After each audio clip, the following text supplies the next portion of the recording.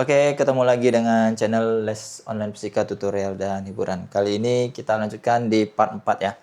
Jadi part 1, part 2, part 3 silakan klik link yang ada di deskripsi video. Ini part 4 ini saya akan bahas tentang hukum kekekalan energi mekanik ya. Hukum kekekalan energi mekanik.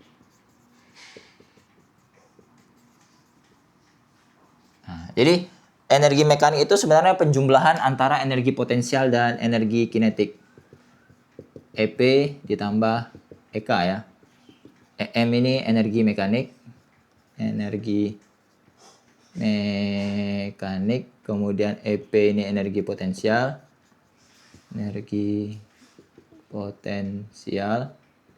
Kemudian EK ini energi kinetik. Joule.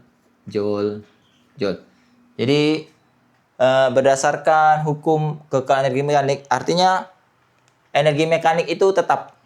Jadi energi mekanik itu tetap dan tidak berubah di posisi 1, posisi 2, posisi 3, posisi 4 atau posisi manapun dia sama.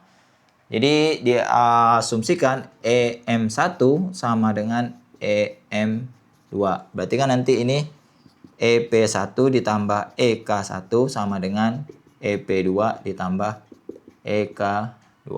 Jadi semua posisi untuk energi mekanik itu sama. Untuk lebih jelasnya kita lihat soal ini ya. Ada dua soal. Ini soal nomor 1 dan ini soal nomor 2. Jadi ada dua soal saya bikin di sini ya. Perhatikan gambar samping. Oke, ini gambarnya nih. Suatu partikel dengan massa 1 kg didorong dari permukaan meja hingga kecepatan pada saat lepas dari bibir meja sebesar 2 meter per sekon. Jadi ini. Jadi kan di atas meja ini ada partikel 1 kg. Kemudian didorong sehingga dia jatuh. Jatuh ke sini. Di ketinggian 1 meter. Jika G sama dengan 10 meter per sekon, hitung energi mekanik dan kecepatan partikel pada saat ketinggiannya dari tanah 1 meter. Berapa? Kalau menghitung energi mekanik, kalian anggap ini posisi 1 ya. Ini posisi 2. Jadi, cari saja energi mekanik di posisi 1. Jadi nanti saya kerjain di sini ya. Jadi, EM1 berarti kan nanti EP1 ditambah EK1. Berarti EM1-nya sama dengan M kalikan G kalikan H1 ditambah setengah MV1 kuadrat. M-nya kan ini 1 kg. M-nya 1 kg, ya kan? 1. Percepatan gravitasi buminya kan 10. H1-nya. H1-nya itu berarti yang ini. Ketika di posisi 1. Nih. 1 meter. Kemudian ketika dia di 2 meter ini posisi 2-nya. Walaupun yang ditanya ini pada saat posisinya 1 meter. Karena energi mekanik itu tetap, berarti kalian tidak mesti cari berapa energi mekanik di sini. Karena di sini kan tidak tahu V-nya berapa. Kalau di sana, di V1 sudah tahu V-nya berapa. Ya, nanti kalian tinggal masuk ke sini. H1-nya itu 2 meter. Ditambah setengah dikalikan M-nya 1, V1 kuadrat. Berarti kan 2 kuadrat. Maka ini nanti 20 ditambah setengah dikalikan 4, 2. Berarti sama dengan 22 Joule. Ini dia. Jadi, energi mekanik saat di ketinggian 1 meter adalah 22 Joule. Dia sama dengan ketinggian di 2 meter. Karena apa? Karena energi mekanik itu kekal. Dia tetap tidak berubah. Mau di posisi paling atas, mau di posisi tengah, atau paling bawah nanti juga sama. Lalu bagaimana dengan kecepatannya? Dia menanyakan kecepatannya ini berapa. Kecepatannya itu bisa kalian cari dari energi mekanik juga. Jadi nanti EM2, EM1 sama dengan EM2 ya kan? Ini kan berarti nanti M GH1 ini saya langsung ubah ya, ditambah M V1 kuadrat sama dengan M GH2 ditambah setengah M V2 kuadrat. MGH1 kan nanti hasilnya sama dengan ini 22 Joule ya. Ini kalau kalian mau hitung pelan-pelan mulai ini 1, 10, ini 2 ya. Ditambah setengah kalikan 1 dikalikan 2 kuadrat sama dengan 1 kalikan 10. H2-nya berapa? 1 meter. Ditambah setengah kalikan 1 dikalikan V2 kuadrat. Berarti kan nanti ini 20 ditambah 2 sama dengan ini 10 ditambah setengah V2 kuadrat. Berarti ini kan 22 sama dengan 10 ditambah setengah V2 kuadrat. Ini pindah ruas nih, yang 10-nya pindah ke kiri. 22 kurangi 10 sama dengan setengah V2 kuadrat. Berarti ini dikurangi berarti 12 ya. 12 sama dengan setengah V2 kuadrat. Kali silang. Berarti kan nanti ini 12 kalikan 2 sama dengan V2 kuadrat. Berarti 24 sama dengan V2 kuadrat. Berarti V2 sama dengan akar dari 24.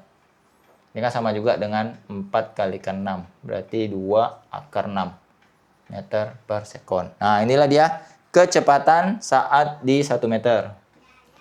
Jadi, kecepatan partikel di ketinggian 1 meter adalah 2 akar 6 meter per sekon. Ini susah ini, ke akar 6 ini berapa, tinggal cari pakai kalkulator ya kalau ingin tahu berapa bilangan desimalnya ini.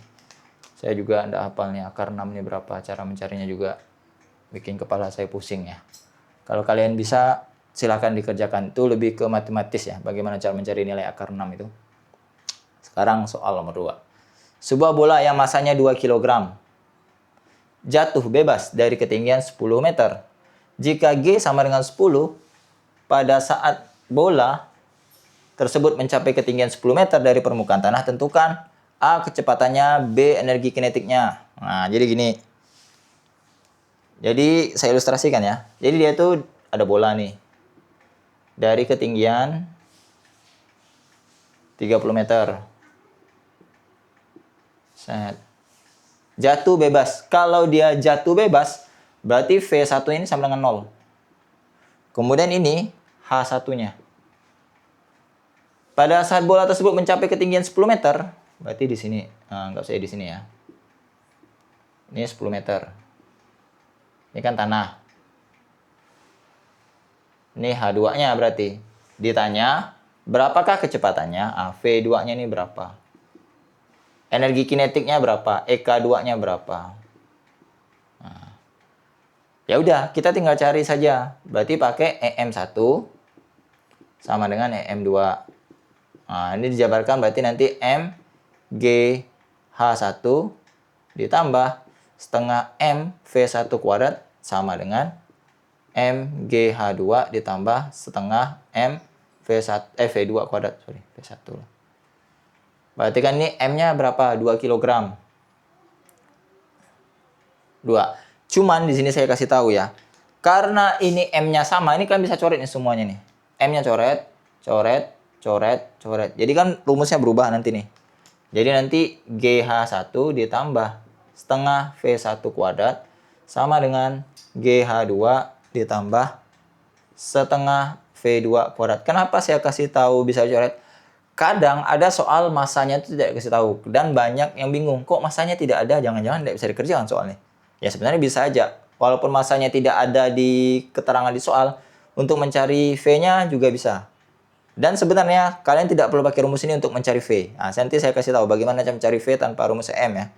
Ini kita masukkan ke sini. GHG berarti 10 kalikan H1-nya 30 ditambah setengah dikalikan V1 kuadrat. Berarti kan 0 kuadrat. Sama dengan ini GH2 10.